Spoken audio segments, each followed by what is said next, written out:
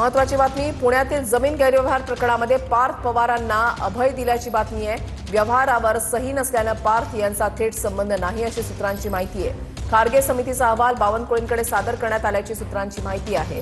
2 अधिकाऱ्यांच्या विरोधात कारवाईची शिफारस असल्याची माहिती मिळते। बावनकुळे लवकरच अहवाल फडणवीसांकडे सादर करणार असल्याची देखील माहिती मिळते आणि यानंतर अहवाल स्वीकारायचा की नाही याचा निर्णय होणार असल्याची सूत्रांची माहिती आहे।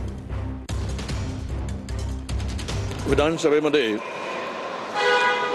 हा प्रश्न उपस्थित होणार आहे, त्यावेळेस या प्रश्नाला घेऊन सरकारला जा विचारू कसं क्लीन चिट दिलं आहे आणि एवढ्या मोठ्या व्यवहारामध्ये सामान्य व्यक्ती हा व्यवहार करू शकत नाही। त्याला मोठमोठ्यांचा जबरदस्त होता, आशीर्वाद होता, त्यामुळे घडलेला प्रकार आहे। जो भाजपबरोबर आहे तो स्वच्छ आहे। त्याने किती मोठा गुन्हा केला असेल त्याला कुठलीही सजा होणार नाही, हे आता असल्या होणाऱ्या अनेक घटनांवरून सिद्ध झालेलं आहे। मधल्या काळामध्ये पुण्याच्या जमीन खरेदी व्यवहारामध्ये जे काही प्रकरण झालं त्यामुळे नागरिकांच्या मागणीनुसार एका समितीचं गठन करण्यात आलेलं होतं।